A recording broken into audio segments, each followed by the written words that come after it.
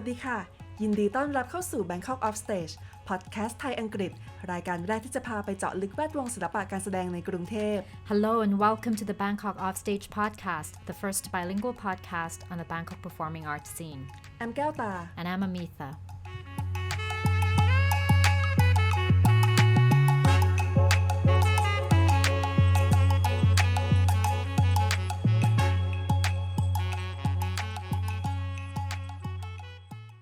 China's zero-COVID policy and its effects on the population in the country's major cities have been drawing global media attention for months, especially since most countries have already eased their travel and lockdown restrictions.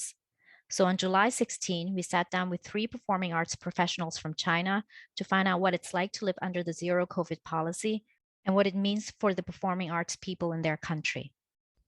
We have on the panel Beijing-based theater producer Zhang Yuan or Jennifer, Beijing-based choreographer Wang Mengfan, and Shanghai-based curator-producer Zhang Yuan. They give us a glimpse into how China's COVID strategy has impacted the mind, the spirit, and the body, and share with us their concerns and hopes for the future of theater in their cities. This episode is in English. หลังจากที่จีนออกนโยบายโควิดเป็นศูนย์หรือ Zero COVID Policy ชีวิตของผู้คนในเมืองใหญ่ก็ได้รับผลกระทบเป็นจำนวนมากและเป็นกระแสข่าวไปทั่วโลกเป็นเวลาหลายเดือนเพราะปัจจุบันหลายประเทศได้ผ่อนคลายมาตรการด้านการท่องเที่ยวและการล็อกดาวน์แล้วและในวันที่ 16 กรกฎาคมที่ผ่านมานะคะเราได้พูดคุยกับคนในวงการศิลปะการแสดง 3 คนจากจีนได้แก่จางซุยหรือเจนนิเฟอร์โปรดิวเซอร์ละครจากปักกิ่งหวังเม่งฟานนักออกแบบท่าเต้นจากปักกิ่งและจางหยวนโปรดิวเซอร์และพันธรักษ์จากเซี่ยงไฮ้ค่ะทั้ง 3 ได้เล่าให้เราฟังถึงการใช้ชีวิตภายใต้นโยบายโควิดเป็นศูนย์และผลกระทบที่มีต่อผู้คนในแวดวงศิลปะการแสดงรวมถึงผลกระทบของนโยบายนี้ต่อจิตใจจิตวิญญาณและร่างกายของผู้คนนอกจากนั้นยังเล่าถึงสิ่งที่กังวลและความหวังต่ออนาคตของวงการละครในเมืองต่างๆเอพิโซดนี้เป็นภาษาอังกฤษค่ะ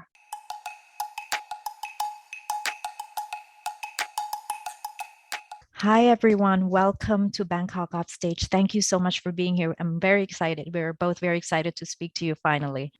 We are also very excited. Jennifer, thank you so much for introducing us to Mengfan and Yuan and for helping us to kind of put this panel together because we don't know much about China and you and I met through the German international visitors program for Impulse Theater Festival. So that's how we Jennifer and I met, and that's how she introduced us. At first, I was going to just interview Jennifer, but then she said that it's better to also have other artists and also someone from Shanghai as well. So thank you again for being here. Let's start with a warm-up question. Just a quick one. If you had to describe your experience with China's zero COVID policy in 3 words, which 3 words would you choose? We'll start with Jennifer.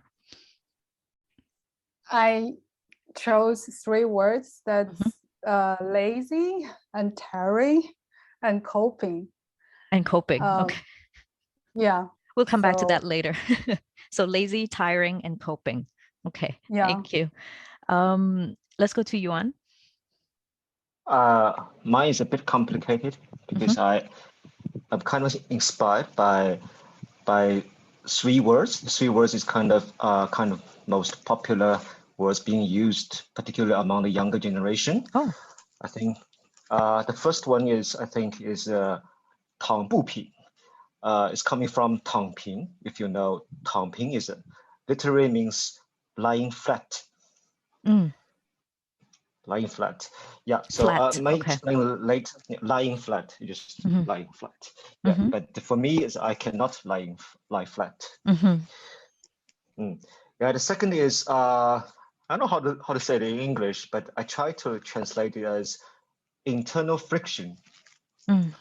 So it's like maybe literally means waste of time or suffocating or blah blah blah. Yeah. So it's coming from another word called involution, which means 内卷. It's coming from I think economics or social sciences term from that area. So, but I try to adapt it to internal friction. It's kind of as I have explained. So the third word is you might have heard or kind of get acquainted to is called running. Yeah. Instead of run, mine is running. Which word in Chinese is? In Chinese, it's a bit complicated. It's run, run plus maybe 再 run. I'm like running instead of run, so it's a little complicated. But it's coming from run and 认学 Okay. to run away. Okay. Thank you. Thank you for the etymology as well. Mengfan. So my first word is pause. Pause. Pause, yeah. And the rest two maybe a little bit shows the contradiction. So one is desperate, another one is relaxing. Okay. All right. Can you, for those who don't know, I think a lot of people who don't follow news in China and all of that, can you explain to us what China's zero COVID policy look like? Yeah. Maybe in Beijing. First, let's start in Beijing. What does it look like in Beijing? Yeah, I think in Beijing, okay, from the point of view of presence, it's kind of like they achieved the zero. So there are no new cases on a daily basis. But I think the last wave was beginning around April, when they started to filter some of the cases, positive cases, out of this large-scale test, acid test. And then there are positive cases popping up. As long as the digit is not zero, they start to restrict areas of the positive cases in the unit of first residential buildings, and then districts, and then maybe the whole city. So there is a process of restriction becoming bigger and bigger and in a larger scale. And then once the case is dwindling down each day, they will change the policy accordingly. So there is so many different waves since 2020, I think. Since the first outbreak of the pandemic. What are the measures exactly? Because lately, in the news media, in the English language at least, they say, they've described this, some have described this as dystopian, or even the last one in the world, right? Like a lot of countries have eased the restrictions, have started coming back economically, while China is still so strict about this. Would you describe that? Would you think dystopian is like the correct word, or is that an exaggeration of your everyday experience? Mengfan, can you maybe add to that? Actually, I was traveling a lot in 1 month between Beijing, Shanghai, and another big city called Hangzhou near Shanghai. I think I was lucky that I can still traveling without any quarantine. Still, you never know what will happen the next day. So actually, I think for people who need to travel a lot, this is very stressful. Also, on the way to airport or a train station, there will be a lot of checking that really takes your energy. And, what do they do exactly though? Because it's just long lines, or do they like really test whether you have COVID or? You need to prepare your result of PCR test within 48 hours, and also you need to do quick fast test on the spot. Wow. After arriving, so it's very strict. But actually, I don't know how many people are still serious with this kind of test. So this is also related to your question, because I know there are a lot of rules, but at the same time, I don't know if people really care about it and how much they really get into it. So you mean the officials? Yeah, a lot of things for me are just the appearance is like this, but we don't really follow some of them.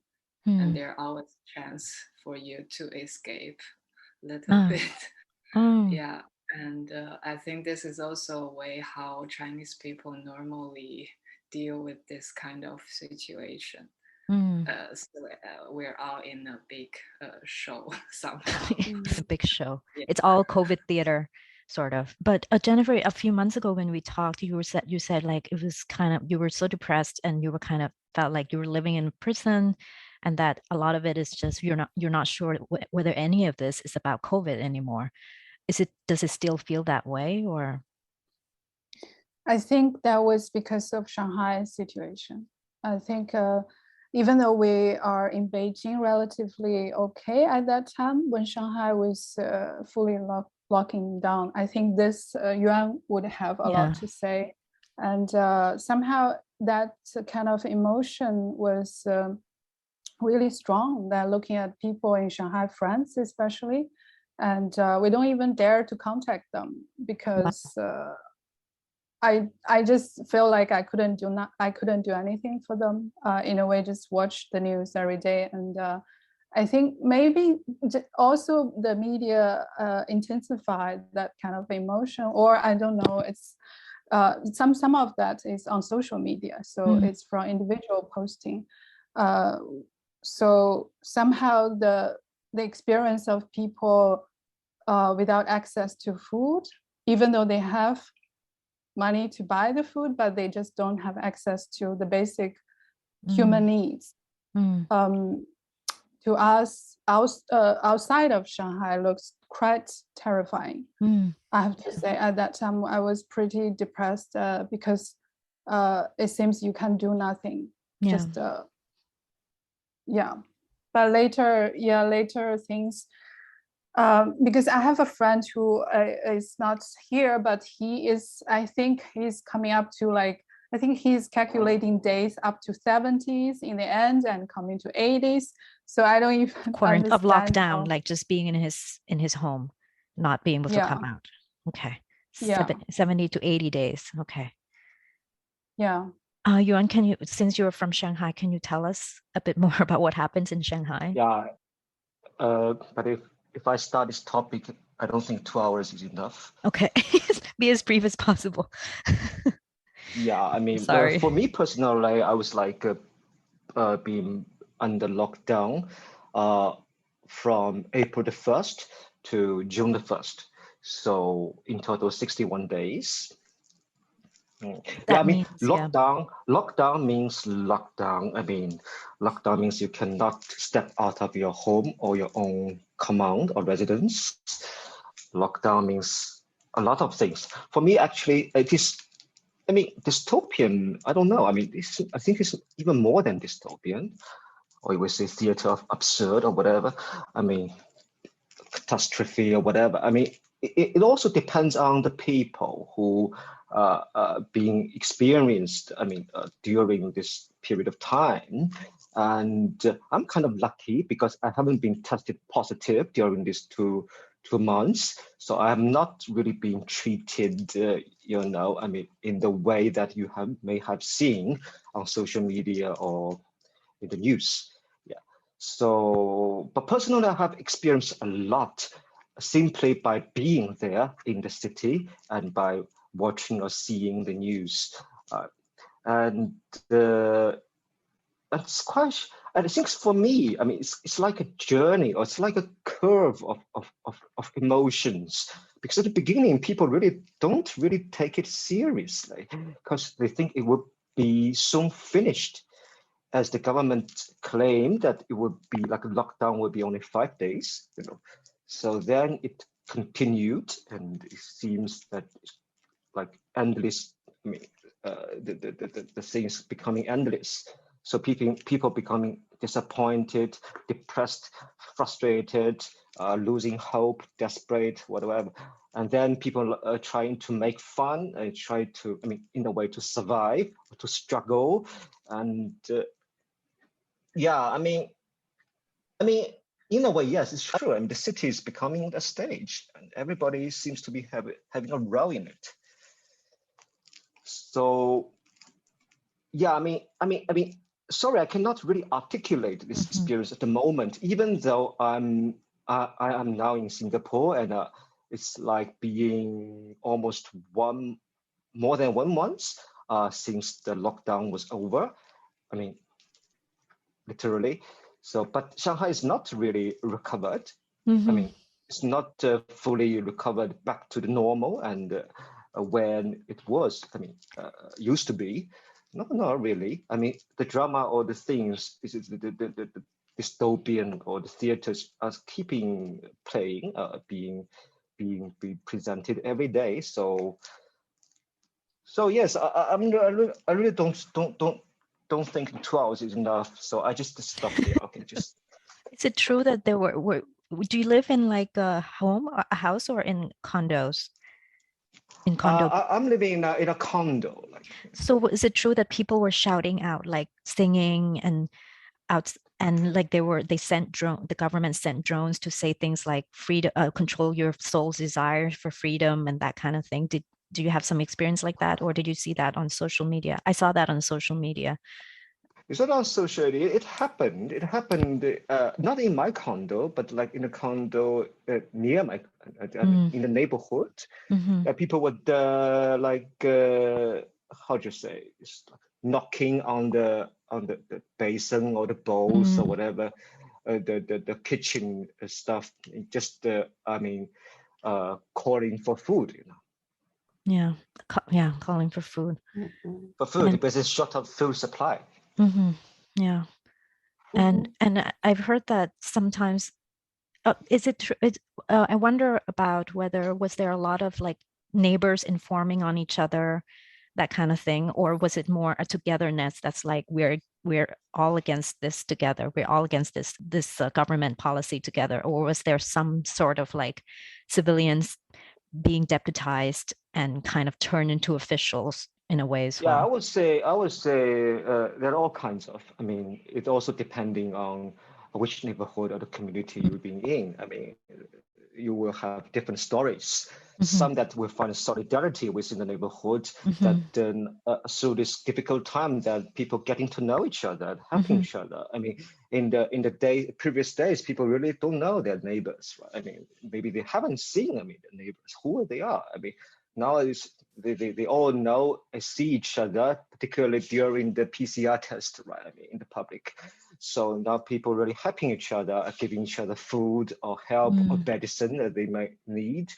But also, of course, there are other people who are like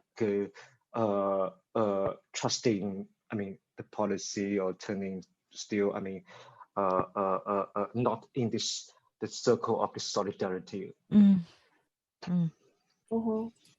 of course, after the zero COVID policy, your life have been changed a lot, right? And so what has been the worst part about living under this measure, and what has kept you hopeful? Each of you personally. We can begin with Jennifer. For myself, I think it affected my income from the very beginning. And that always starts from COVID's outbreak in 2020. And because at that time, I was also having a lot of kind of freelancer works as an interpreter and translating for this masterclass of workshops for international experts of acting and teaching. And but that was already kind of not possible because of the COVID outbreak. And later into the regular zero policy, the biggest concern is still income, since no theater or gatherings are allowed. So there is no projects to work on, or the prospect that everything can be also canceled in the very last minute. So it kind of leaves a lot of plannings or projects to be kind of like aborted, or you couldn't even have any power over what's to come. Yeah. So the definitely income-wise is being struggling, and I guess the only hope is that I somehow still know that it would pass, even though it cannot go back to before, but I know that there is a definite time that things will go on or life would go on. So still that is keeping me hopeful, and also knows that a lot of industries are suffering, and also people having similar experiences, not just me. I guess, yeah, that's my hopeful feelings to keep me like active. Yeah. Okay. What about you, Mengfan? I think I may say from a perspective as an artist, I think from the beginning of this year, because we always have the Spring Festival, and after that we might take a long break until the theater to open again. But we didn't have this year, so you might say we had a half-year pause for the whole theater scene, and I think for an artist it's very cruel that you cannot involve into any event bodily, but also to learn from other artists' work and to have discussion with different people who are in this field. But at the same time, we did a lot of online work, and this online work is very different from 2 years ago.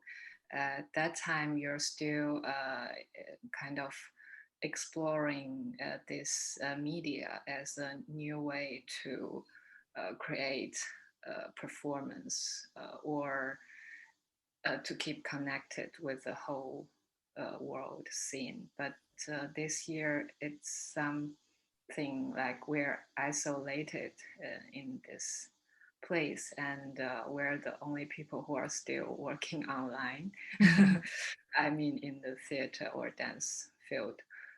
So it's very different attitude, and also from psychological side. But at the same time, this is also what brings hope to me, because I started a collective with another 3 female artists since March, and they are all somehow quarantined in different cities. One from them is stuck in Switzerland because she didn't have the visa, but at the same time she couldn't get ticket to come back to China. So she's she cannot do anything literally. I mean, she doesn't have the identity card. So we had this collective work, like we gathering every once a week to talk about a certain topic, and we're really developing a new way to work together, and we hope to make it offline soon, maybe in several months. So I think to keep on working with people who you trust, and also people who need to work, need to create this kind of I don't know, collective work keeps me being hopeful. Yeah, we hope to like watch it soon one too. day. Yes. Yeah. What about you, Yuan? Yes, I think in a way, I mean, it's kind of for me similar to Jennifer's. I mean, ever since the beginning of this year, actually, I'm having no job. I mean, kind of penniless, no income, and because the theater and the museums are all kind of closed, and but it's kind of, for me, it's kind of ironic, because in last year, I still kind of still optimistic about the future, so-called, because I think things have been recovered, and the whole COVID situation will be finishing soon. So I quitted the job in the museum. I become an independent curator, or producer, whatever. So, but from this, it's quite a shock at the beginning. So, I really don't know, and I really don't know how we could keep work in this. I mean, under this policy where this uncertainty really rules. Because if you speak of zero COVID policy, I think the tricky or the challenging part is when will be zero and how long the zero could sustain or be. Yeah, so this is something. I mean, speaking of hope, to be honest, at this moment, I don't think there's any hope. Sorry, I mean, just try to be honest. And I think something keep me moving on, or I mean, it's the something that I just need to survive, you know, I mean, at the moment. And to survive means a lot. I mean, to take care of myself and also my family members. So you have some responsibilities, not just you, right? I mean, you realize you have this, you're under this more responsibilities. And of course, I could find some help from the neighborhood, from friends. I mean, from some we call positive energy from the social media. There are some things. It's not always negative on social media. You can sometimes find some positive energy through the WeChat or Weibo, and but on the other hand, I would say this.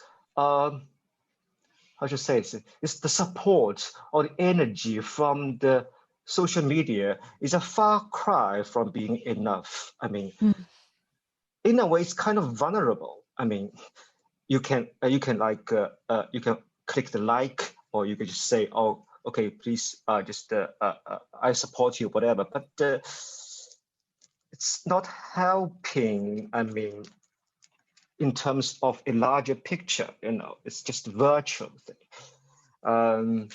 And I would try to talk to myself in a way that maybe it's time for me and my generation to experience something in China.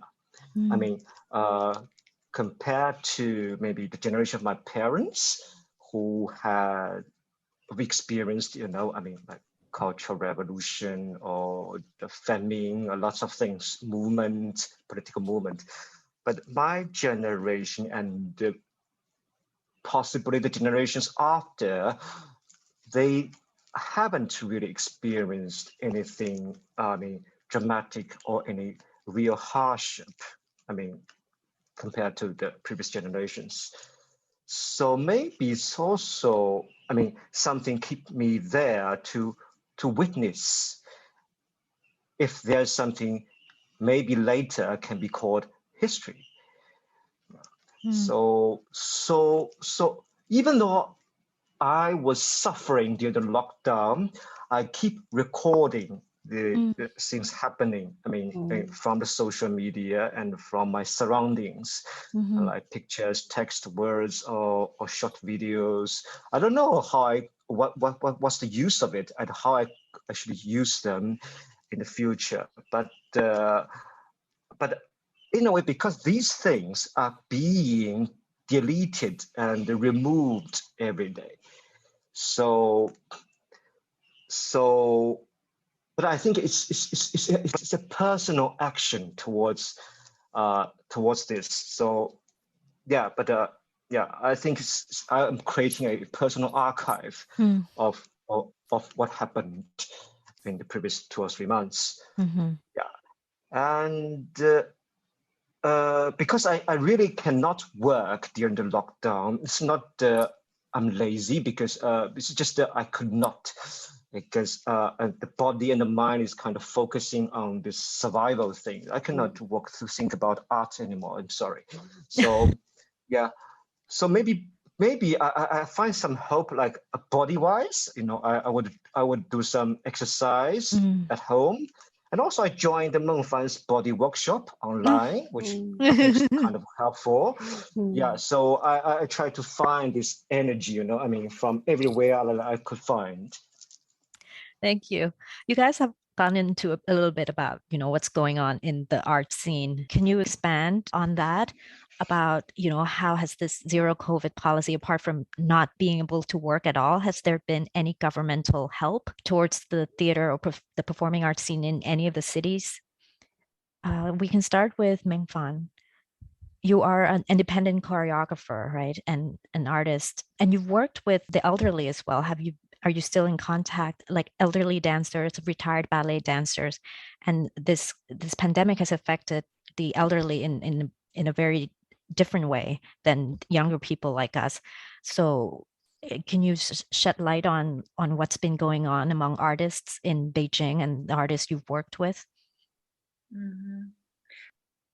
Actually, before May, so before Beijing lockdown, I still had rehearsal with the elderly dancer for a new project, but of course it's a kind of we make the rehearsal quiet. For many people together is almost not possible. So we always keep like 2-3 people, and we always need a private space, not like public or any rehearsal space provided by the government or something. There's no possibility. But then I also found out the whole environment is influence her status a lot, that she also has no interest or energy anymore to explore new things, because she couldn't see the meaning or the hope in it, like why we're still doing this when everyone is not able to go out or think about art. So it was not very easy to keep working with people, especially in a special condition like elderly or with children, something like that. Yeah, and also the professional like people, they're also like how Jennifer shared, they need to survive. Maybe they find other jobs, and they're more focusing on to live on something. So for me, it's very hard to start a new way to work with people. If you want to experiment something new, and also it's hard to financially to find a place that you can always use and stable, like How has this affected international collaboration with the Chinese artists, do you find? Has that helped, or there been a lot less because you can at some point you can't even travel, right? So yeah, actually I think this is kind of new model. Like I need to help a French artist to realize her performance in Beijing because she could not be here. So I think a lot of performing artists start to this collaboration, like help other international artists to make their performance happen in local theater. So I think between this kind of collaboration, I really learned a lot. And I think somehow in the future, we need to pass on our work to someone you never met. Interesting. And this kind of, I may say it as score in dance, like to give, to show your dance score. To show your certain intention, your artistic intention, but at the same time you give space for other artists to get into your work and to make it real. And to give it away in a way, right? Like to give it away. Yeah. So in this way, it was not so bad. Yeah. But does that mean, have you been able to make any income from art at all? Okay. Are you still also an art historian? You were, no, okay. So you don't teach that, like you don't teach in a university or anything like that anymore? I teach sometimes at the art college because it's also because the international professors, they cannot visiting the university or the college. So they need more local artists to involve in the teaching scene. And I think this also helps some artists to leave. To leave, and you said? To somehow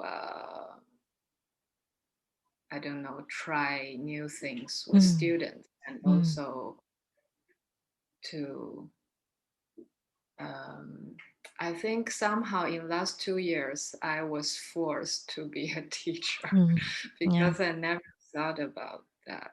Like you really need to train yourself when you're giving class to students, and this is a big change. And online too, right?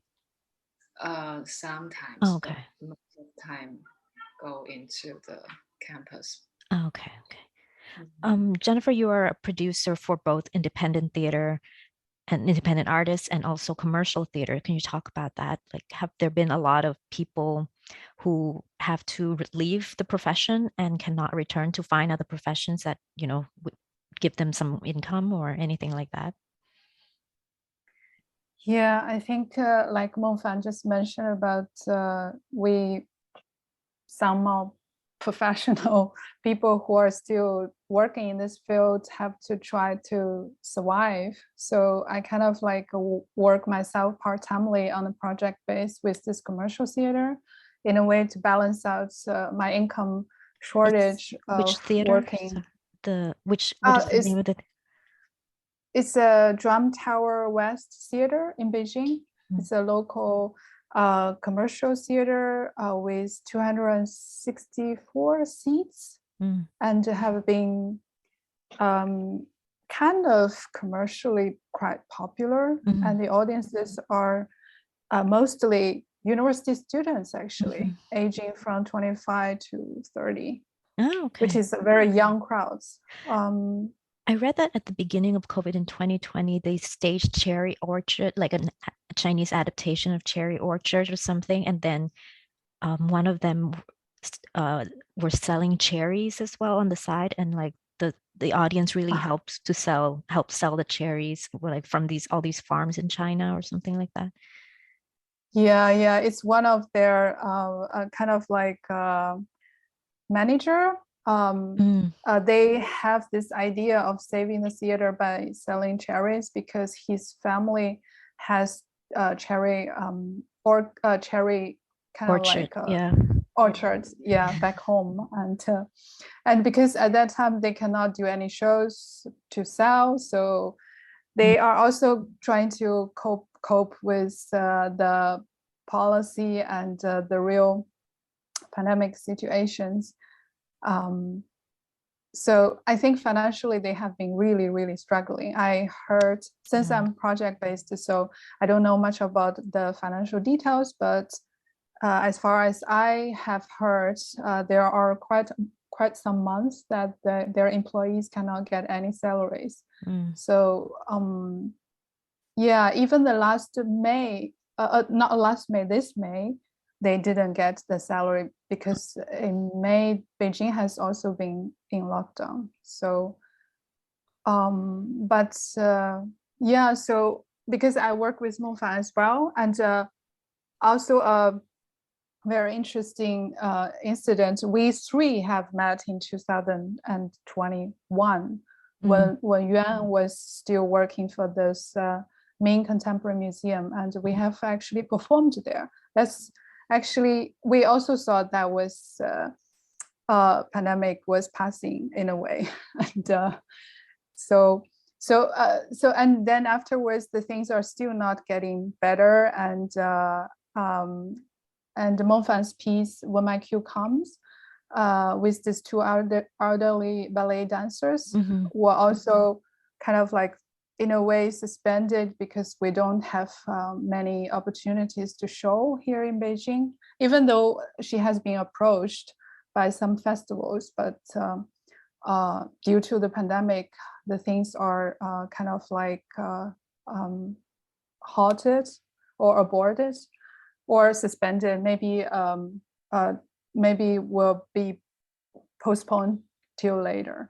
And so my last gig is working for this commercial theater, and I have to say they do really are playing with the government in terms of hide and seek, and in terms of how to, like I actually so you try not to get caught. Basically, they're just trying not to get caught by or I of course, by caught is a big word. I don't think they dare to open or sell tickets of shows without the permit. Oh, that's true.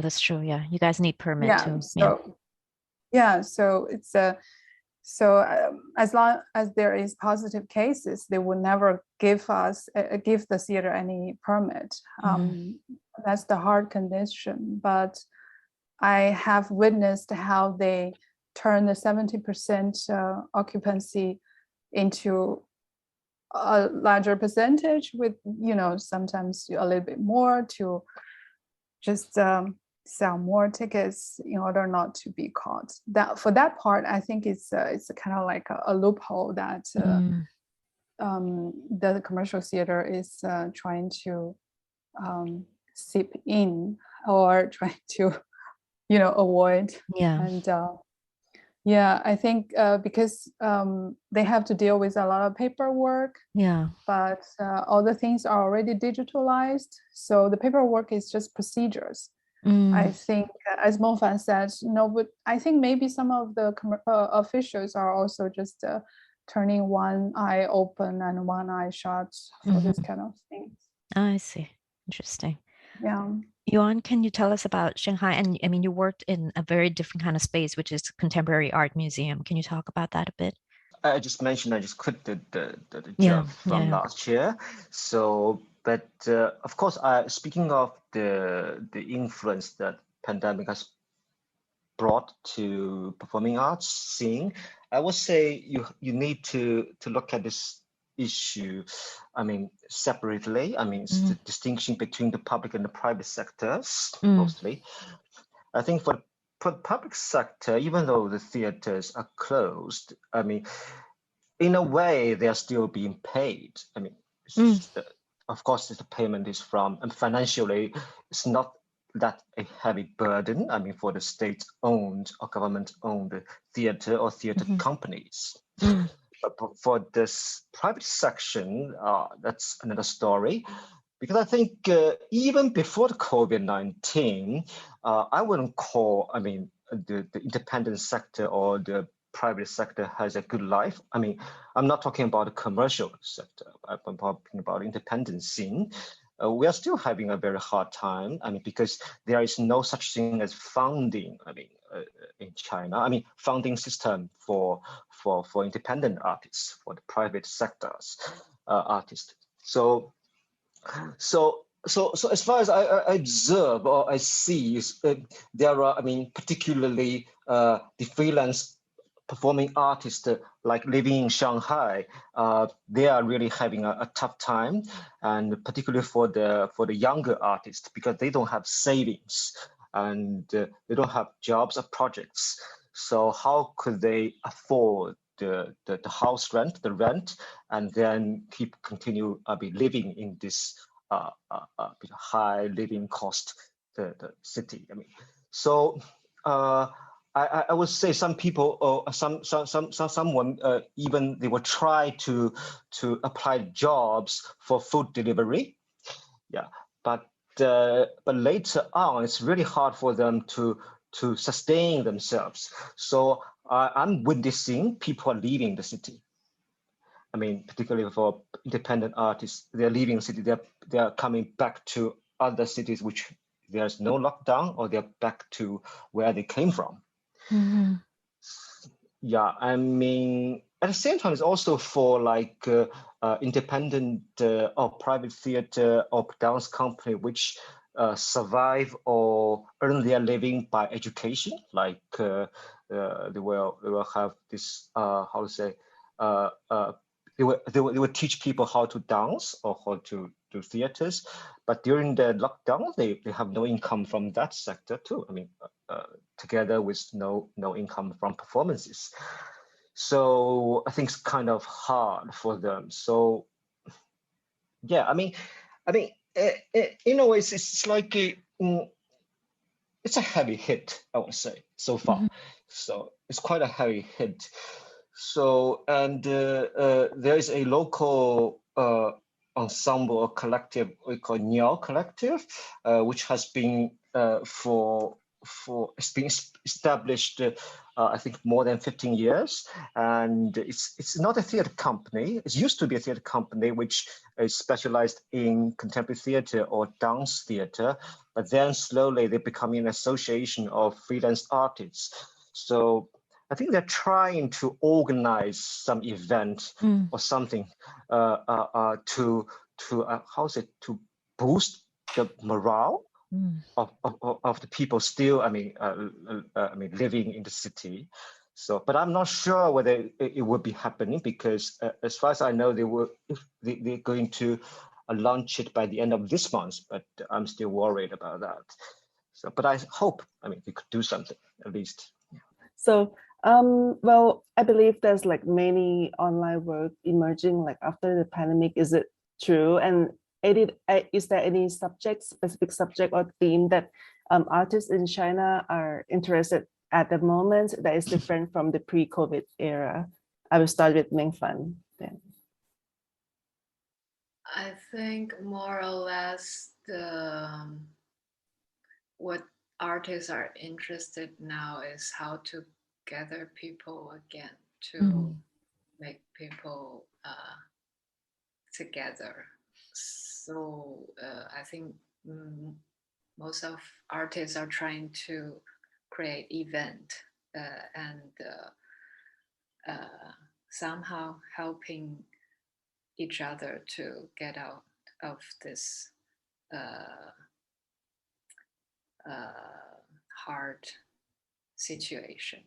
And I think this kind of festival-like event, something is more important than really to how to say, to create a performance for the moment. Yeah. So what about Jennifer? I actually wrote down the answers for this question. I feel maybe, yeah, like I don't trust my oral English. And I feel like for the 3 years until the COVID first broke, people are having different reactions towards. For the first year and a half, roughly, I somehow separated into 3 stages. For the first year and a half, it seems people are still kind of believing that this is going to be soon past. So I think so some of the works are actually the works they have been working on before. So basically they are still catching up with their own projects, not really reacting to what is now, because they think this is probably just temporary.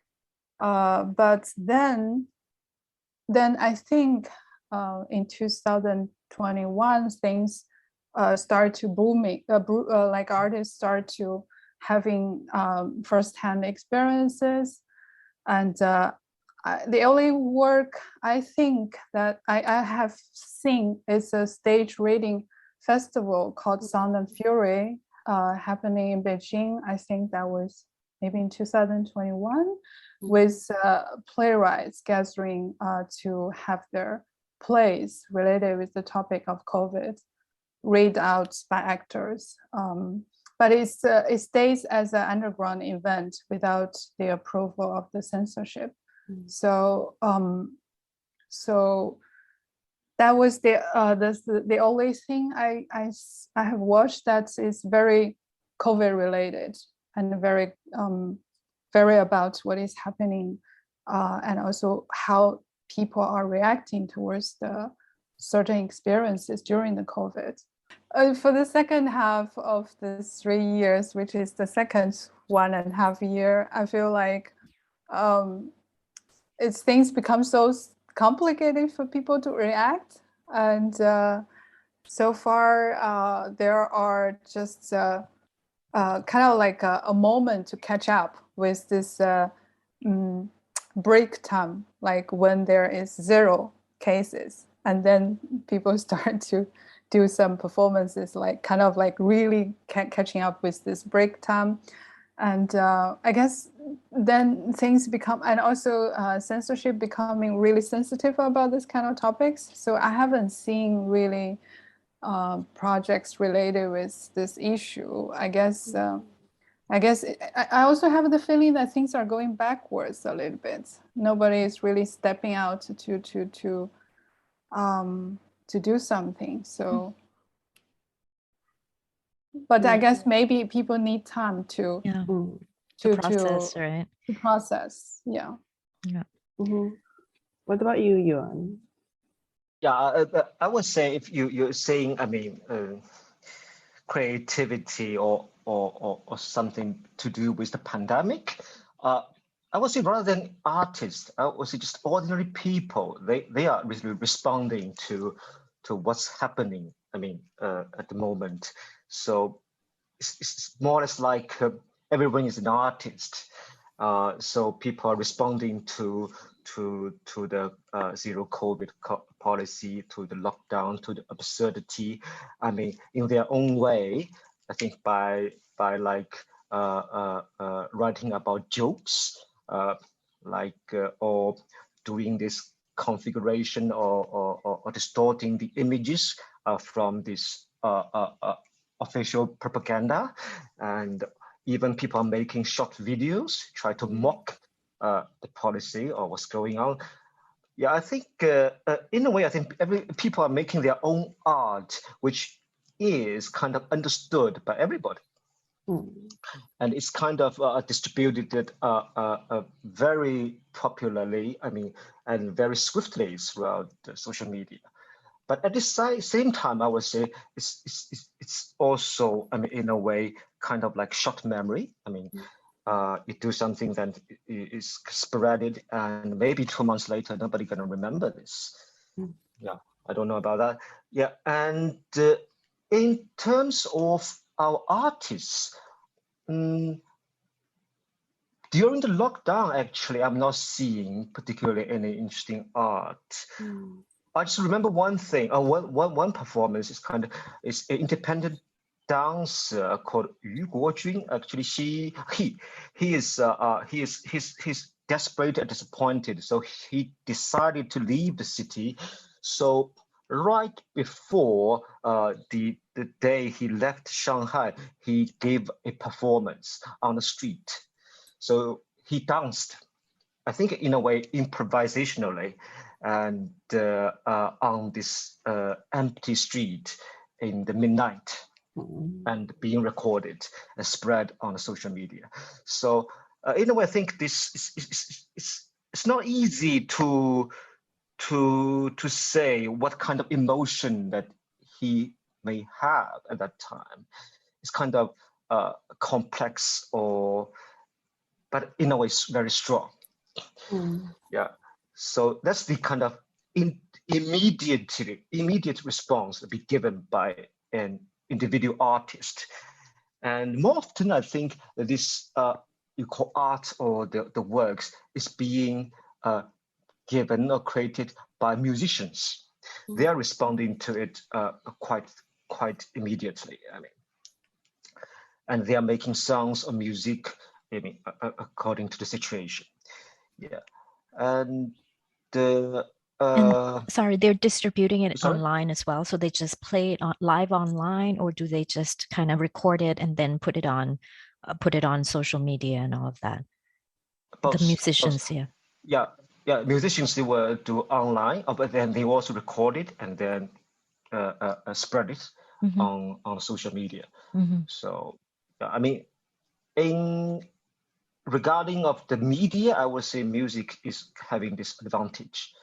I mean, compared to theater, which you need a space, you need to gather people, you need to, I mean, it's more like an individual creativity. And just kidding, I was also becoming a poet. I mean, trying to respond to, I mean, this bizarre situation. And I mean, there are a lot of people that they're trying to do something to this pandemic situation. Yeah, I try my best to record it, but we'll see. I mean, since time lapses or passes, I mean, people, the mind or the way they react to the situation also changes. Yeah, I mean, you know, I mean, it's a very durational impact on them. So I don't know how much time we will need to really seriously respond to this artistically. Yuan, I'm curious. You mentioned the theater artists publish their work on social media, right? I'm curious, which platform Chinese artists usually post their work or publish their work online? Because I'm not used to any of those.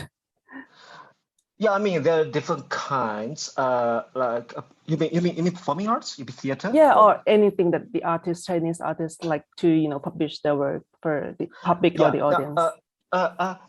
For me, I mean, one work is kind of impressive for me is that I think it's a visual artist or contemporary artist or sound artist.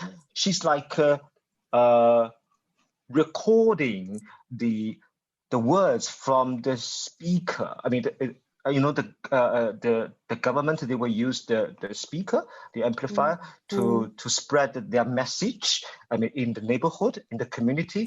So she's collecting, or she's recording this sound, and then she's she's collage, or she's trying to redo the text and the sound. So, and make a piece of sound that when you listen, you can hear the words, but you don't know what it means. You know, she's like mix all the sound and the text together. I mean, so it's becoming a clip of sound. Yeah, I mean, if you do not pay attention to it, it seems like it's like telling about something from the government. But if you listen closely, it's totally nonsense. What platform, you know, social media that the artists, Chinese artists use? I mean, like in Thailand, they always use like Facebook, you know, to like publish their work. I'm not sure if it's the same because Facebook is banned in China, right? Yeah, it's banned. I mean, here is mostly, I think, on WeChat. WeChat, sometimes on Weibo, but WeChat is more often. Oh, really? Used Okay. Because it's kind of quite many functions. I mean, text, music, videos, all possible. Okay. Wow. Okay. Yeah. So, as far as I'm saying about the theater work, there's one director, I think from Wuhan. I mean, she has made a piece reflecting actually the lockdown happening in Wuhan. I mean, at the kind of at the beginning of the pandemic. So, which I think was being staged in some theater. Yeah. So she's creating a theater work and trying to reflect how people has gone through during this lockdown in Wuhan. You guys talked about censorship a little bit. Jennifer mentioned that you have to get permit for all the performances, right? Before you can actually stage them. How comfortable are artists when it comes to talking about COVID in their art?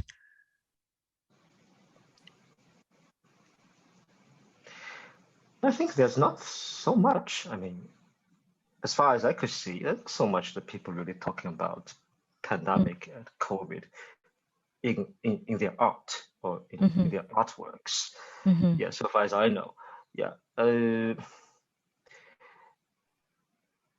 Yeah, particularly for theater. I mean, for theater, of course, I mean, the guy from Wuhan is really trying to elaborate in what has happened, but I haven't seen the piece, so I don't know how open she could be in the theater piece, to talk about it. I mean, at least it's not a drama piece. It's not a theater piece. It's not a piece largely depending on text or words. Still mostly on body, on the visual perspective of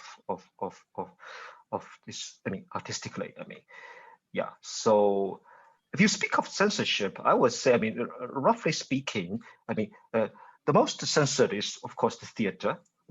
I mean, literally speaking, is the theater piece with script or based on stories, based on words. Yeah, so that's why I'm not I kind of given up my interest and job in theater, because I used to work in a theater, in a national theater. Yeah, I mean, which is focused on drama and theater. So, but I think there's quite limited space for them to express, really to touch upon the contemporary issues. I mean, the issues which needs to be touched upon in the theater, and this is the reason why theater exists. I mean, the raison d'être of theater, if there is any, then but we are not allowed to talk about it. So what's the point of being in the theater? And there's not so many original plays really dealing with these social issues, so-called, or the things that we're being confronted with. So I kind of turned from verbal to non-verbal. I mean, from language to body. I mean, so I'm largely working in the so-called contemporary theater, which I think is still based on body and other than words. So, which has this advantage of being ambiguous. I mean, of not straight to the point, but people who understand, they of course they will know what you're talking about, and they will get their own interpretation. So for censorship, what else could I say is that okay, I would say in this way, because I'm now in Singapore, and as you may know, I mean, there is censorship also in Singapore, right? I mean, but by comparison, I find that this is quite different things. In Singapore, even though they have censorship, I mean, the government is kind of, actually they're willing to have conversations or dialogues with the artists. The artists are also willing to talk with the government if they do not understand, if they think it's dangerous or risky or sensitive. I mean, but the artists, they can still touch upon the sensitive topics like religion, like race, like gender. I mean, so there is a space of negotiation, of conversation between the two, I mean, parties, whatever. So, but in China, it's not. It's if the government says no, it means no. No means no. I mean, so there's no way to negotiate, to struggle or to find some more space. They ask you to cut, then you have to cut. Just to cancel, you have to cancel. I mean, if not, then yeah. But of course, I mean, on the other hand, some artists will say it might be good that, I mean, under this pressure, it's also good for them to create something new. I mean, you know, under this censorship. Then I think it's another topic. We can debate about it, whether it's beneficial or whether it's good for the artists. I mean, under this pressure of censorship, for them to create something interesting in order to avoid or evade this danger or the risk. Yeah, but I think this is something else. Yeah. Jennifer, are you comfortable talking about because you said in other conversations that there was like a Kafka production, a play based on Kafka, and it was kind of like this feeling of, being in prison, right? Like that people are that people have like think of Kafka right now, or at, during the lockdown or something like that. Can you talk a bit about that? Yeah, that was the production. I worked with this commercial theater, and they adopted Kafka's texts. They report to the academy into a theater production, which turns out to be a huge success. Oh, wonderful. Which in a way also kind of like relate to maybe what I have noticed or observed, like Kafka's texts are becoming kind of like so relatable to people nowadays with all these twisted prospects and also things that they couldn't process or things that they couldn't understand, and also relate to this ape being prisoned and trying to figure out a way to escape by becoming a human, which is already very twisted in its story. And so I think even though the text is not saying anything about COVID or policies of quarantine or how people are treated in a similar way of this ape has been treated, taken from island and then put into the prison and on a boat and shipped to another place. That's what the story says. But somehow, and also the director didn't change much of the text into a contemporary context or anything. So it's basically authentically Kafka's text, just translated in Chinese. But it was a solo performance with the actors only using his body without anything stage design wise, and just no words. The love. The words. Oh, sorry. Yeah, the words as well. Sorry. Okay. Yeah, but no stage design or anything extra. Just the light, the actor, and the empty floor, the empty stage. Interesting. And but somehow it's pretty powerful. And there was one scene that the ape was locked inside the cage, which was no cage, but just demonstrated by the light. And I think, and also the actor was pretty well in terms of mimicking how the ape was making this sound of depression or desperation. And that really resonates with a lot of audiences present. Interesting. And like what Yuan says, the music, the sound, the sound is really a strong media in this sense as well. And so, but the funny thing is that we actually, the actor actually wrote some of the texts himself, but inspired by Peter Handeker's self-accusation. And but that was not going to the censorship because it was already too late. The tickets has been issued, and so they kind of sneaked their way not to pass the censorship.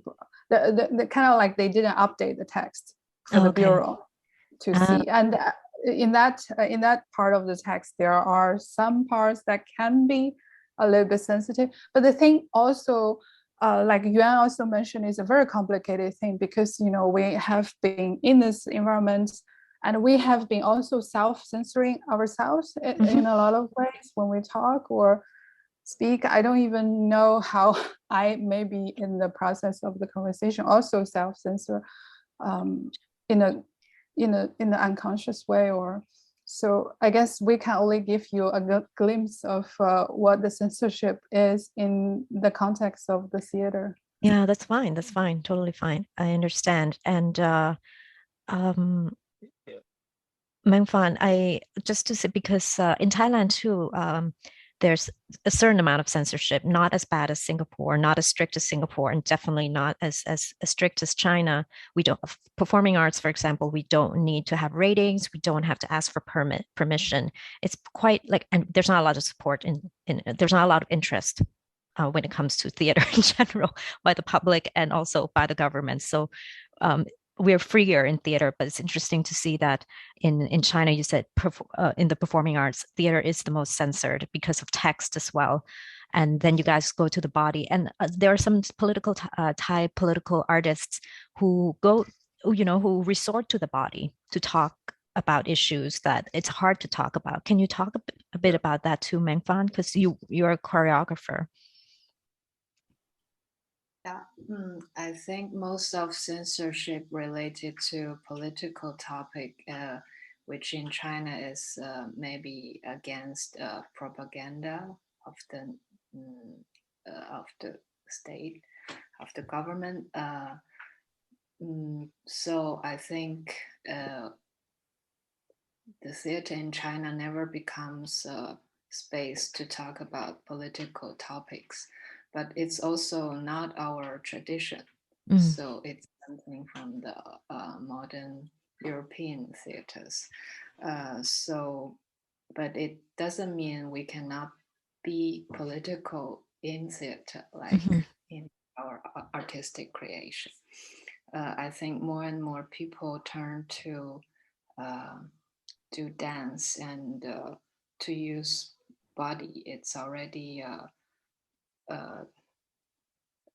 how to say, the artistic decision to talk about politics in a new way. So me personal too, I feel like the people I cooperate with, like children and also elderly people, they're to present their bodies, which are not so much seen in the theater or in the performing arts space. It's already something special that to invite people to just look at these bodies. So I think many artists choose very different way to show their political attitude in the theater, which will not be related to the censorship or to be censored negatively. So also me personally, I never encountered a censor problem, but I wouldn't say I'm not radical or something. Just I choose very indirect way to do it, and it's also my artistic. Yeah, if I may add up, I think I think how to say this, the artist's way of being political changes or varies in different times among different generations. I mean, maybe for the previous generations, they would choose really to be political. I mean, you can see there in their works, they're talking about political movements or whatever. So, but for us or even for the younger generations, they would not state themselves or express themselves or dealing with this issue in this quite direct way. But they are also trying to create and to express their own resistance in their own way. So I fully agree that in a way, body itself is political, right? I mean, so it depends on how you see it, and but who knows? I mean, it could be that, I mean, at this time, people are using body to be political, and the government just cannot follow. I mean, they may not be able to understand what it means. Right? So, but I think, I mean, when time moves, it's really hard to know. I mean, when the government is also capable of reading the body in the performance, right? It could be tricky. So this is just the time. I mean, the gap or the lapse. I mean, that we have this freedom of being ambiguous at the moment. Mengfan, do you want to add anything about the government eventually being able to read the body or figuring it out? Or I think a lot of people they send to the live performance, like they're really a team of the people to censor in live, and they're really well educated, so they can really read the line. And interesting. So they do send people during the performances to see that. Yeah. Okay. And it's not in uniform or anything. Sorry. No. Okay. Yeah. And they really buy the ticket, and I think this group of people really becoming younger and younger. Oh, that's interesting. And more professional. Yes. Interesting. And in a way, I'm just a joke. Actually, they are growing with the artists. You know, I mean, artistically, and they are becoming more and more passionate and interested in what we are doing. Are they coming to your side? Or I don't think so. They still have their own job, you know. And for me, I just heard from someone just told me that he called these people, I mean, philosophical police or police, philosophic police anyway, because in the conversation, he was just talking to you in a very concise way. He says just, are you trying to do 1984? Wow. You know, that's the conversation. So he's knowledgeable. He knows, I mean, so things, so instead of being illiterate. So they pose, they kind of sound like they're fans. If they come up and talk to you, or yeah, so you have to be aware of that. But some really, I mean, it's really funny. Some really, they are founding their own theater company. I mean, interesting. Okay. Some it's really becoming their hobby or interest. But some, I mean, still, I mean, they are not in the uniform, but they are like coming to your performance or to the shows every time, and they are really watching you, and you feel being watched. Thank you. Anne, go ahead. So what are your biggest worry regarding the current situation and the future of your city's performing arts scene if the zero COVID policy continues? I will start with Jennifer then. Biggest worries. Yeah. I think my biggest worry is still about, because now I'm already a little bit like that kind of mindset. It's just like trying to forget things and move on, even though I don't want that to happen. But somehow I was trying to avoid being always like feeling this aimless or hopeless and depressed, and trying to catch up with work so that can make me feel busy, so that I wouldn't think about this anymore. And I think that's my biggest concern when everything passes and people would forget and forgive. And I just also have the general feeling that people are ever more relying on virtual way of communication, like we are doing now. And but I think this is a good sign, though, in terms of exploring different and new ways of making and creating things. Like me and Amita also met with this international visitors program. We actually never physically met, but we have, but we have this connection already. And now with Yuan and Mengfan joining us, and maybe later some other Chinese artists and groups you can interview. And so, but somehow I feel like, at least here in Beijing, personally, I have the feeling that the theater production is still in a very conventional way of making arts, or not trying to exploring new or virtual ways of online and offline, this kind of hybrid way, maybe in times of the COVID, but now when everything is open again, this kind of exploration of hybridization of online and offline, or physical and virtual, can it be a new way to make productions? So that's my two concerns. Like, What about you, Mengfan?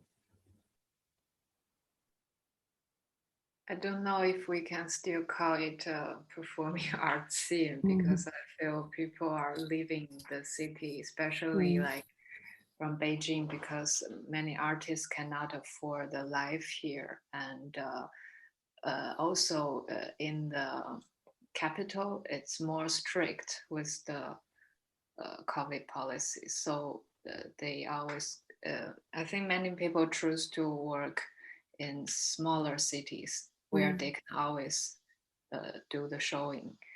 And I think in the last 2 years, it's also hard for us to have new group of audience. Like maybe people never really sit in the theater to feel what is theater, and they don't have this body experience. Maybe they watch online, they watch theater pieces, but it's not theater, it's not dance. And this is really my big concern, how to reconnect my audience. And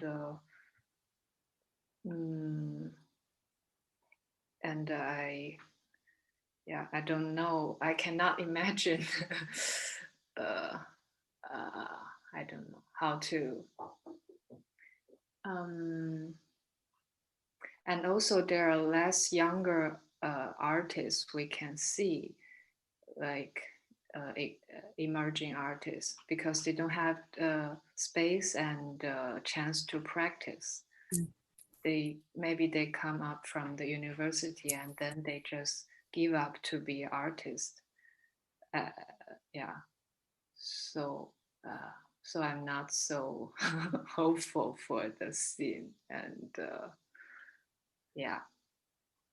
and can I ask, like, if like artists from small province or cities are like, I'm not sure because I'm not used to like Chinese theater art scene. So is there any big difference between artists working in the big city like Beijing and Shanghai and artists based in like smaller cities?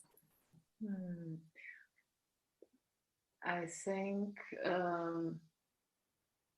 it's very different. They organize their group and how to cooperate with the theater, because maybe in smaller cities they used to present their work in public space or other space than theater, because they might not have an independent theater where they can show regularly. But of course, there are a lot of city theater or national theater where it's open for the artists inside the system, which means they work for the propaganda. And I think this is very different from our group of artists who are financially supported by themselves mostly, or other international art organizations. Right. Okay. What about you, Yuan? What are your worries? My worry is that how long the border is going to be closed, or how soon it will open. So it's not just about travel. I think it's more about this communication and conversation between China and abroad. And also for me personally, I have a lot of projects to do with, the international scene, collaborations and cross-cultural productions. So so how long, I mean, we can afford, I mean, as the country is being shut down like this. So, and regarding the how to say, the digital or the new attempts for performing arts,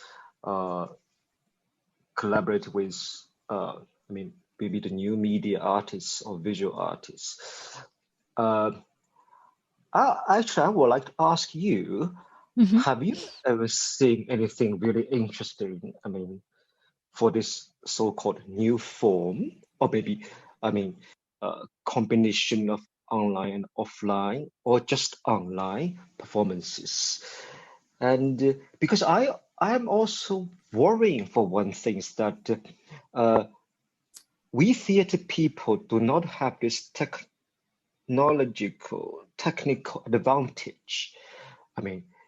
If we transfer ourselves to virtual, to the digital space, and there are, digital artists who own this upper hand over us, and we might follow them. Yeah, you know what I mean? We are kind of people who are good at the spot, the space, at the current time. But we are not the people who is good at technology. So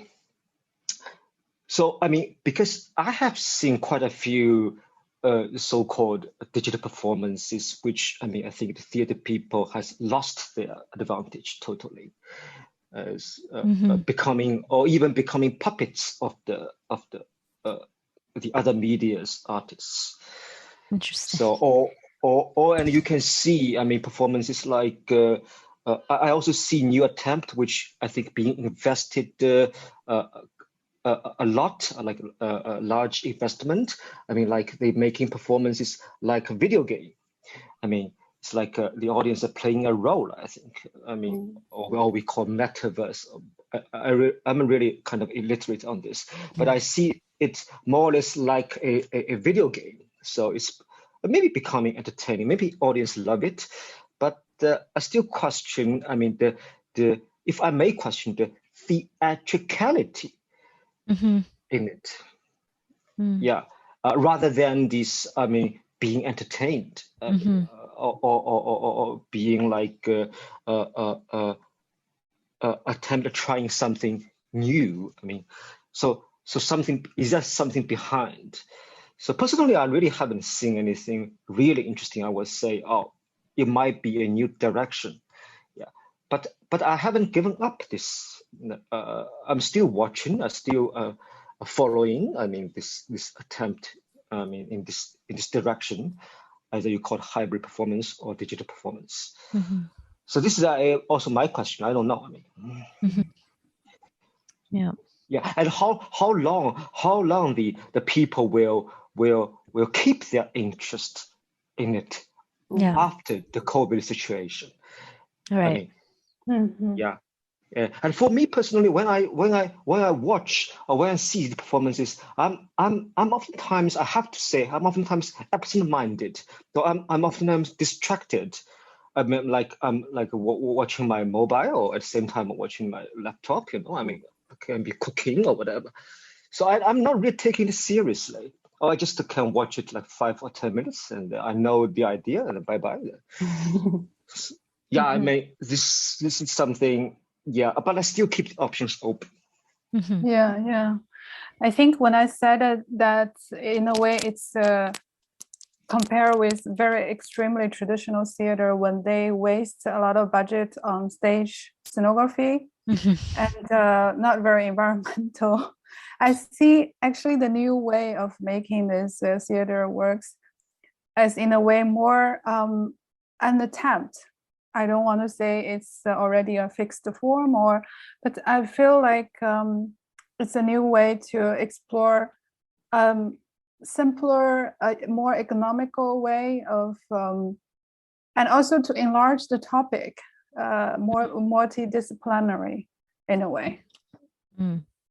just a response to what Yuan has mentioned, and also my question also, like my curiosity also. That's why I also kept it open, and I also invited Mengfan to work also on another project which is fully virtual based. But Mengfan, you said earlier that it was kind of cruel, right, to kind of just have artists work virtually. Like there's something not quite right about that. I think my point at that was more about not to involve bodily. But also, I mean, to work with this collective I just mentioned, we also try to work with the body and also to talk about how to be embodied in this online work. Because you need to think about it. You cannot just let it be. And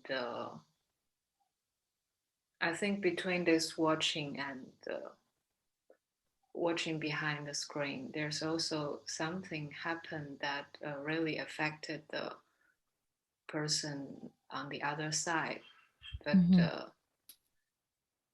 just as Yuan mentioned, if the theater is open again, will I still be interested in this topic? Yeah, that's the thing. Yeah. And are we allowed to talk about the run philosophy? Because no. Okay, thank you. All right. No. Why no? You want to talk about it? No, I'm open. I just because don't you see said why run. no. I mean, one of the words you chose in the beginning was running. Yeah. I would love to talk about it. Yeah. Are we allowed? Do we have to cut? I think, yeah, I think this is okay, right? But Yeah, I mean, run. What's wrong with run? I mean, come on. Okay. I think that's always almost the most popular word. I mean, on social media. Yes, go ahead, Yuan. Because it talks about the future a bit. That's why I was kind of curious, right? Like whether this applies to the theater. And one of you said that there are not a lot of new generations. It's just a new word, as in particularly was born during this lockdown time that people just felt frustrated, and the only way they could think of just to get rid of this is to run away. I mean, as a human being, right? I mean, if you are being stuck, I mean, or in a war or in a difficult situation, if you cannot handle it, if you cannot confront it with positive, I mean, solutions, the only way you could think of is to run away, right? Yeah. So, but run, as maybe you know, I mean, when we call it run is because it's a Chinese word. Run is also because we use the Chinese word run, and the run in the pronunciation is the same as run in English. So I think this is the mood is being shared among the people, particularly for the younger generation who is kind of short of means to deal with the life at the moment. So for me personally, I just I think I was kind of lucky just to manage to run away, because this is the research residency I have now is that I applied last year, so I happened to give it a go, and then but if I don't have this residency, I don't know how I can run, because there's no visa being given to tourists from China. From China, you cannot have tourist visa, to go out of China, So, I mean, this is all the mentality or I mean, particularly among the younger generation, same as run, same as I said, 躺平, lying flat. So it's different from, I think it's different from just being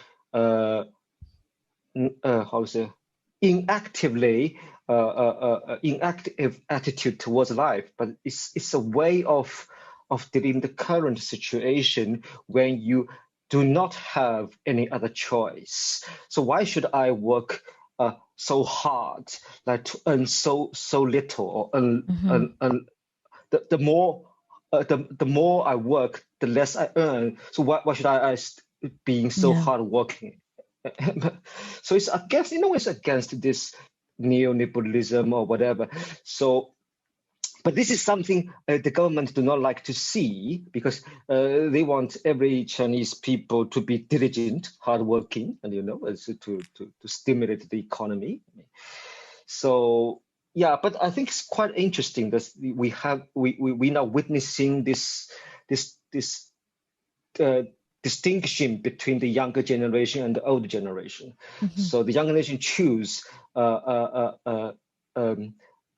from the outside eye, maybe a negative attitude towards life, but it's the only thing left that they could do at the moment. So I fully understand. I mean, the way or the attitude they are choosing.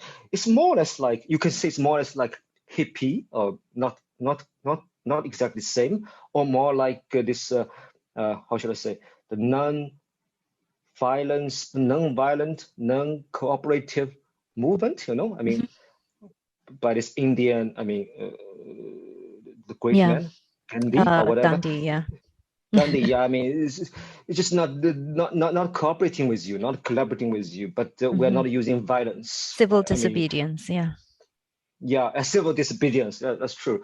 So for me, I mean, it is a form or way of resistance.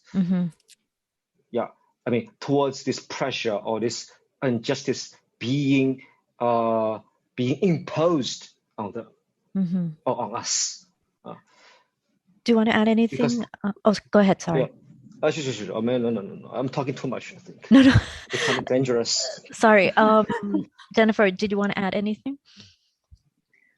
I think it's no, I don't have anything to actually, I have to say, this is the first time I heard about this word.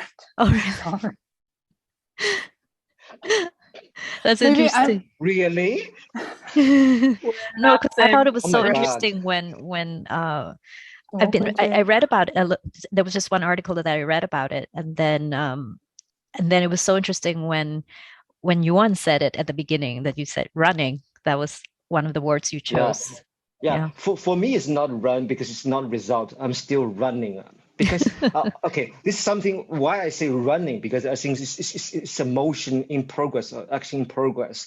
Because even if I'm in Singapore, I don't think I have managed to get rid of the reality in Shanghai, because I cannot help like reading the posts, the news in Shanghai through social media, even I'm in Singapore. And if I have time, I would like to share one of my Singaporean dreams. I have a Singaporean dream here, I mean, because one evening in the hotel, I had a dream in which I became a butterfly. And I'm one of a group of butterflies flying happily towards nowhere. And we are kind of colorful, and I was, I think, crystal blue and glowing and glittering, quite beautiful. Yeah, but one thing is interesting for me is that visually you see the butterflies, they're all flying, but at that time I was running. Interesting.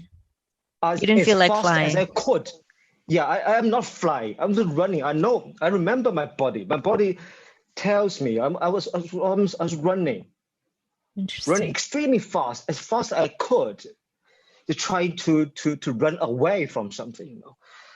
So yeah, I mean, this is yeah, I mean, so which means I mean I'm not sure whether I'm in Singapore at the moment or in Shanghai, or I'm in neither of these two cities. Places. Yeah, interesting. And what are you most hopeful about when it comes to theater and artists and audience in China? We can start with Mengfan. I think I have mentioned it in the last question, I don't feel so hopeful. I talk about this topic. Maybe Jennifer can add something to that because you have had some audience recently, like how they react to your okay, go ahead. Yeah, but the answer to this question also, I don't feel that hopeful. I feel that the future 3 to 5 years are going to be a bit difficult and grim. I can only hope that there is no conflict in the regional area, but that's more about international affairs. But I think the theater is disguised. It's developed as far as I just my personal observing. It's developed under the disguise of cultural capital, and it's used also to spur economics and strategic employment deployment, like because this is also an industry, even though it's not a very matured industry. So I don't know how much really critical art value it can bring to the society. Interesting. Yeah. Yuan, any hope? You were running like butterflies. I'm running without hope. But I think if I have hope, if I'm trying to be positive, okay? So I think the people who come to the theater or to the performance, they are still very young. I mean, compared to what you can see in Europe or in West, I mean, people who come into the theater always, you know, I mean, they have white hair or they're quite old in a way. I mean, but here is the younger generation who choose to go to theater and to see performing arts. So if I may hope, I mean, if that is the hope in time. So if we still have this time, so I mean, but of course, me is not anymore that young. But I think the people who go to the theater to performing arts, they are still young. I mean, they may bring something new, which I do not really know at the moment. Thank you. And go ahead. Okay, so what is the current atmosphere in your country in one word? I will go with Jennifer first. Okay, thank you. I think it's in the city, right? Like the atmosphere in Beijing.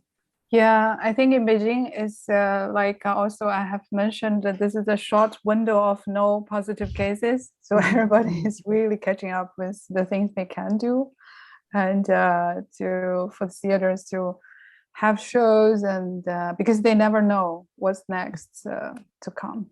So kind of like hurrying and running as well. But running. Yeah, running. Yeah. Mengfan, what about Shanghai? One word. Oh no, Mengfan is in Beijing, right? Oh, sorry. No. Actually, I arrived in Shanghai 2 days ago. Okay. So I'm right. I'm right. So current atmosphere in Shanghai. Yeah.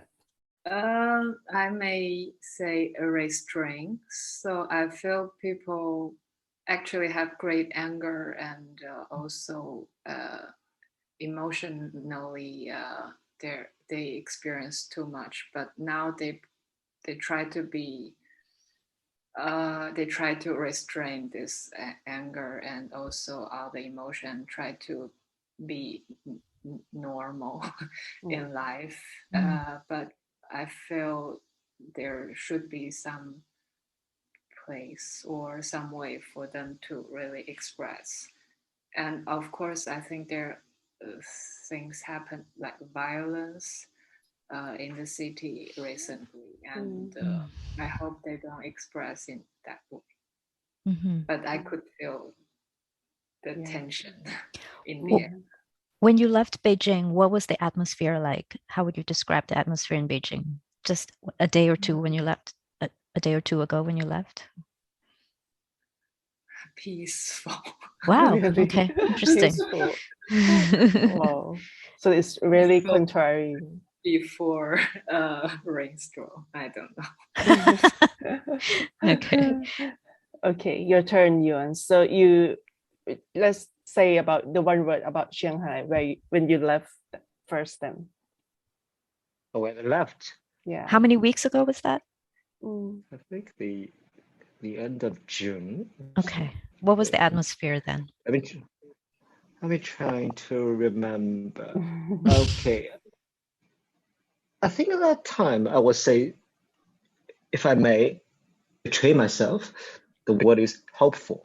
Oh, Hopeful. Oh, okay. Because it's just 2 or 3 weeks after the lockdown was over, Oh, the okay. people are still like hoping that things will get back to normal, you know. Mhm. And compared to So- Singapore right now? Yeah, right now.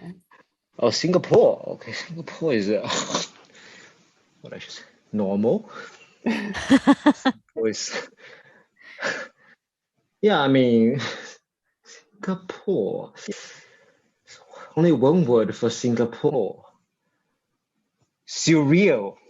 Hmm. Surreal. Surreal. Surreal. For me, I mean, for me only. Okay, for me. Normal is surreal now.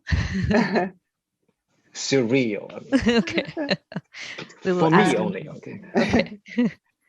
All the normal cities are surreal. Surreal for us. freak. Yeah, for me. And last question. What is your current state of mind in one word? Let's go with Yuan first. I feel kind of, I mean, in a way, released. I mean, Hmm. after this long talk with you guys. Oh. Yeah, because there's not many chances for me to talk about me and the situation in Shanghai. I mean, in here. I mean, I don't want to repeat myself. I mean, how much I have suffered, blah blah. You know, I mean, it's not everybody would like to listen to your sad stories, but yeah, particularly I'm sharing this. I mean, in English. So it's, Mhm. Thank you. Mengfan? Stable. Stable. Okay. Thank you. Jennifer? sure.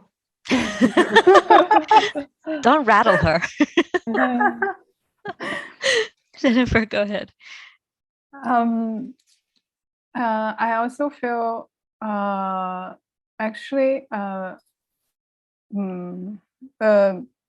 peaceful, like peace, actually kind of like coming to terms with everything, and I'm really happy that we can talk in this way, and we three also haven't met for quite some time, even though we are in the same country. So Yeah. so I think it's very content. Yeah, maybe content is Nice. the word.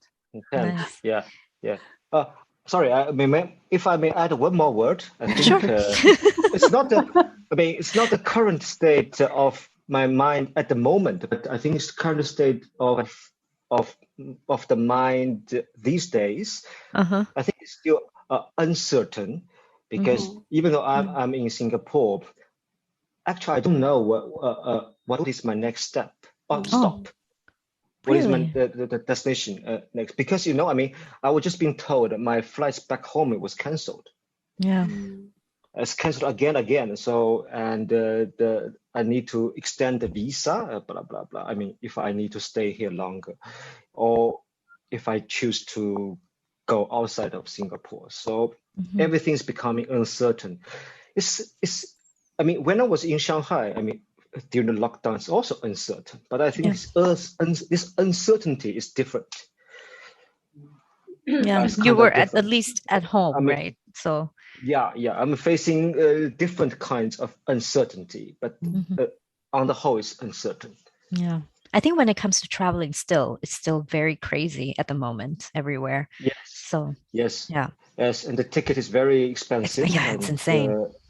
Yeah, it's not guaranteed that you will have Yeah. it or not. Let's keep trying. Fingers crossed. Fingers crossed for all of you. Good luck to all of you. Thank you so much for being on the show. And thank you for telling us what you told us. Thank you so much. I know it wasn't always easy. Thank you for having us. Thank you for Thank you, your thank you. time. Thank you Thank you so very much. much. Take good care. Bye. Yes, Take you care. too. Bye.